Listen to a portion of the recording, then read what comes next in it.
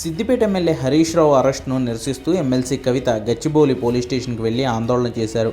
MLA పాడి కౌశిక్ రెడ్డి కేసులో మద్దతుగా వెళ్లిన హరీష్ రావును అదుపులోకి తీసుకున్న పోలీసులు ఆయన్ను గచ్చిబౌలి పోలీస్ స్టేషన్కి తరలించగా అక్కడికి కార్యకర్తలతో పాటు చేరుకున్న కవిత స్టేషన్ లోపలికి వెళ్లి హరీష్ను కలిసి మాట్లాడారు. ఈ సందర్భంగా మీడియాతో మాట్లాడిన కవిత ప్రభుత్వ తీరును తప్పుపట్టారు.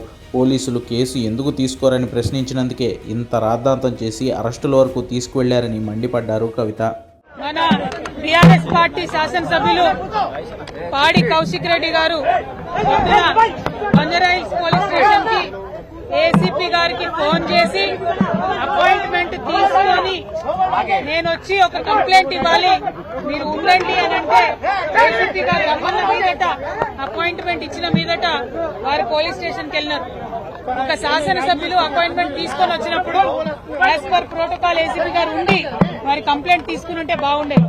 అక్కడ దాకా పోయినాక ఏసీపీ గారు లేరు, ఎస్ఐ గారు ఉన్నారు, తీసుకోండి కంప్లైంట్ అని చెప్పారు. అక్కడికి వెళ్లి కంప్లైంట్ ఇచ్చినటువంటి సందర్భంలో సిఐ గారు కూడా కంప్లీట్ గా నేను తీసుకోను మీ కంప్లైంట్ అని చెప్పి రిజెక్ట్ చేసినటువంటి సందర్భాన్ని మనమందరం కూడా చూడడం జరిగింది.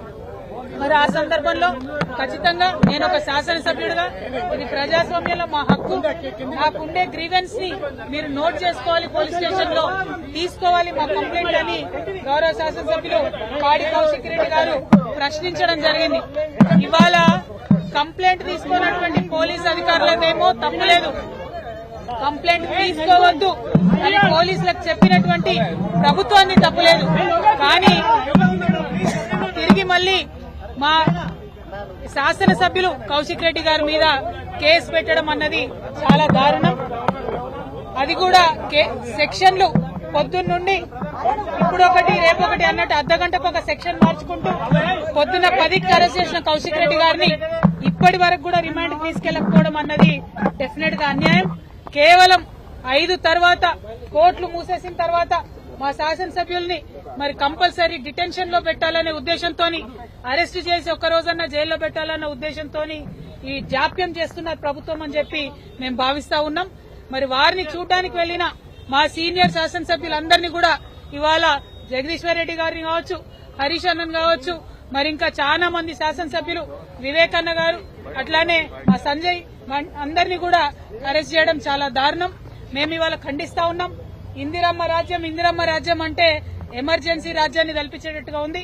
ఇందిరమ్మ రాజ్యం కాదు, ఇవాళ పోలీస్ రాజ్యం నడుస్తా ఉంది తెలంగాణలో. అరెస్టులు, ఎమ్మెల్యేలను అరెస్టు చేయడం, కంప్లైంట్ చేయడానికి వచ్చినటువంటి వ్యక్తుల దగ్గర కంప్లైంట్ తీసుకునేటటువంటి ధైర్యం లేనటువంటి ప్రభుత్వం ఉల్టా మళ్ళా ఎమ్మెల్యేల మీద కేసులు పెట్టడం అంటే ఇది చాలా అన్యాయం. తెలంగాణ సమాజం ఎప్పుడు కూడా అణచివేతను ఎక్కువ రోజులు భరించదు.